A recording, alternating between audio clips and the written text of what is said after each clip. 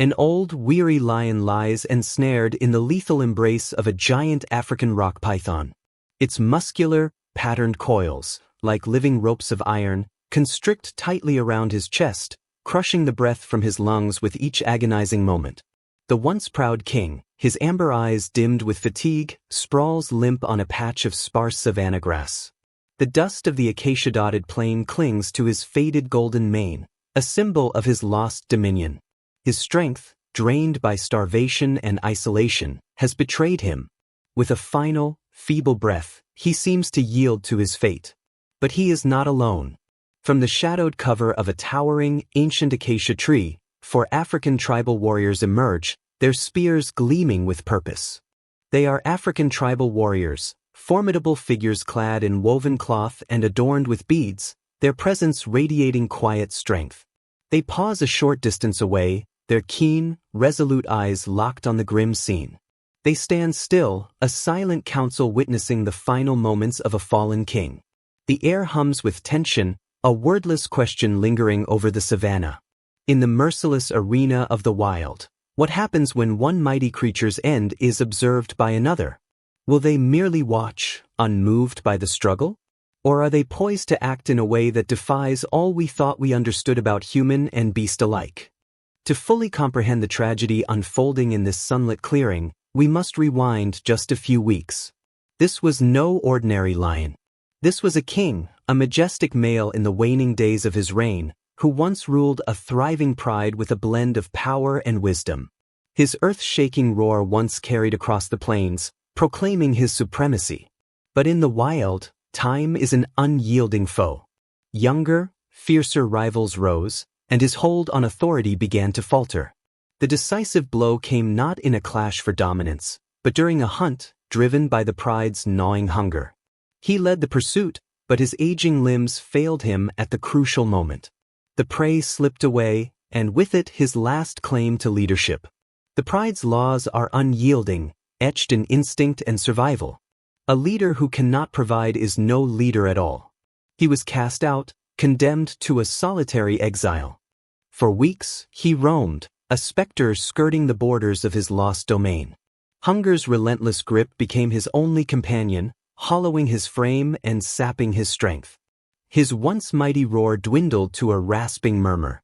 It was this desperation that drove him into the tangled acacia woodland, far from the open savannah he once mastered. This was an alien realm, a maze of shadows and hidden threats, a perfect hunting ground for a predator like the African rock python. This massive reptile, a master of stealth, had likely been lying in wait for hours, its patterned scales blending seamlessly with the undergrowth. When the weakened lion passed, it struck with lightning speed. It doesn't kill with venom but with constriction, an unrelenting force that suffocates its prey and halts blood flow to the brain. For the old lion, it was a silent, crushing end. Unseen by the animals, another observer watched from afar. Ranger Kalen, a man who had devoted his life to this land, was on a routine patrol. Through his binoculars, he witnessed the struggle, his heart heavy. His training, years of experience, and the strict protocols of conservation enforced a harsh rule: do not interfere. He was there to observe, document, and protect the ecosystem, not to rescue a single creature from the natural cycle of life and death. It was a brutal but necessary neutrality. But the arrival of the African tribal warriors changed everything.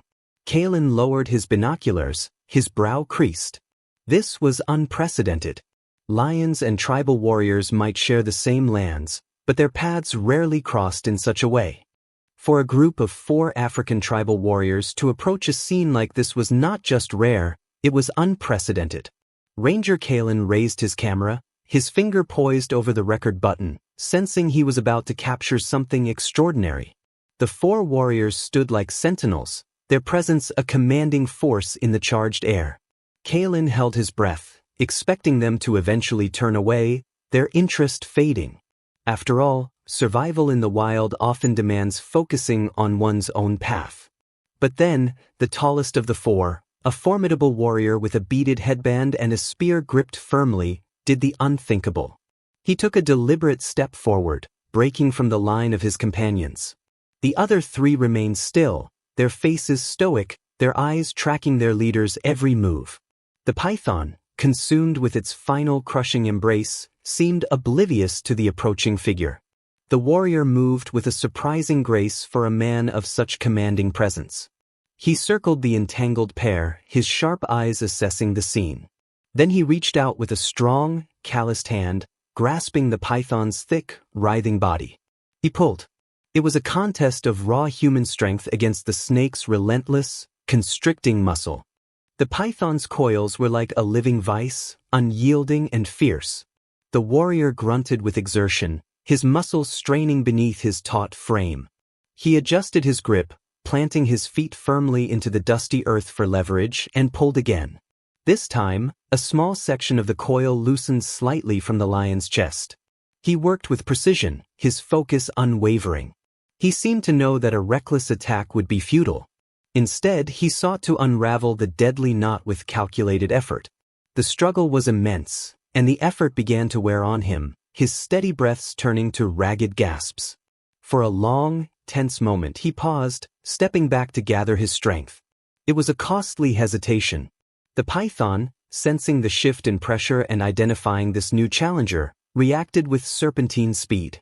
Its head, which had been nestled near the lion's mane, whipped around. Ignoring the nearly lifeless lion, it lunged at the warrior, jaws agape, aiming to ensnare its would-be rescuer in the same lethal embrace. Kalen's heart lurched. The brave warrior was now the intended prey. The python's attack was a grave miscalculation. It had not challenged just one man. It had targeted the leader of the group. In the world of the tribal warriors, an assault on their leader was an assault on their kin. The moment the snake struck, the passive watchfulness of the other three warriors ended. The quiet clearing erupted into a storm of primal fury. A chorus of deep, resonant war cries tore through the air, a sound that seemed to rattle the very earth. They did not hesitate. As one, they surged forward, a formidable wave of strength and righteous anger. This was no longer a rescue, it was a declaration of war. They descended on the python from all sides. One warrior seized the snake's tail, pulling with all his might. Another began striking the ground near the python's head with powerful, rhythmic slams of his spears but sending booming echoes through the trees. The third joined his leader, prying and tearing at the coils with synchronized ferocity. The scene was one of controlled chaos, their bond, forged through years of shared survival, on full display. A warrior's primary duty is the protection of his kin. That protective instinct was now fully unleashed.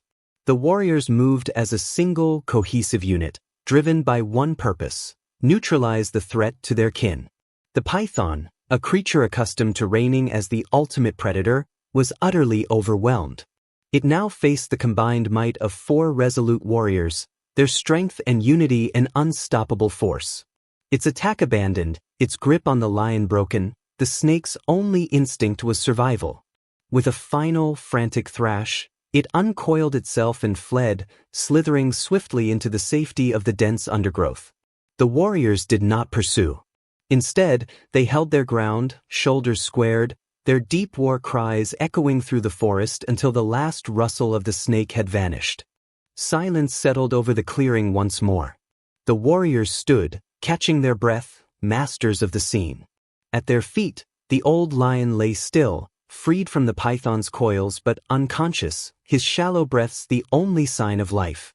As the fire of battle faded, the four warriors stood over the lion, their broad chests heaving. They had triumphed. They had protected their own. And in doing so, they had saved a rival predator. Ranger Kalen watched, utterly captivated. He knew this was a singular moment. The unspoken rule of non-interference had been boldly rewritten by the warriors themselves. Now it was his turn to act. He emerged slowly from his vantage point, his movements deliberate and non-threatening. The warriors turned their heads toward him. Their eyes held no hostility, only a quiet, weary wisdom. They regarded him for a long moment, a silent understanding passing between man and warrior, before they turned and melted back into the shade of the acacia trees, their duty fulfilled. Kalen hurried to the lion's side, his training taking over. He knelt in the grass, his heart racing, not from fear, but from the awe of what he had just witnessed. The lion's breathing was faint, and deep gashes marked its body where it had fought the python's grip. Kalen grabbed his radio, his voice calm but laced with urgent conviction as he called for the veterinary response team. While waiting, he opened his medical kit. With steady, gentle hands, he began cleaning the wounds, disinfecting them to ward off infection. It was a striking scene, a human caregiver tending to an apex predator, made possible only by the intervention of the warriors. The story of the old lion did not end in that clearing. The rescue team arrived, and he was carefully sedated and transported to a rehabilitation center, where he received the care needed to recover. But the true story, the one that would remain with Ranger Kalen forever, was not merely about survival. It was about the astonishing act of compassion he had witnessed, a moment that upended the harsh, simplistic tales we often tell about the wild. It was a powerful reminder that the world brims with complex emotional lives and connections we are only beginning to understand. This was more than a drama of nature. It was proof that empathy is not solely a human trait. Stories like these are rare and precious, revealing a world far more intricate and interconnected than we might imagine. The old lion was given a second chance at life, thanks to the most unlikely of heroes. If this remarkable display of courage and compassion moved you, and if you believe in the power of such connections to renew our faith in the world, please subscribe to our channel.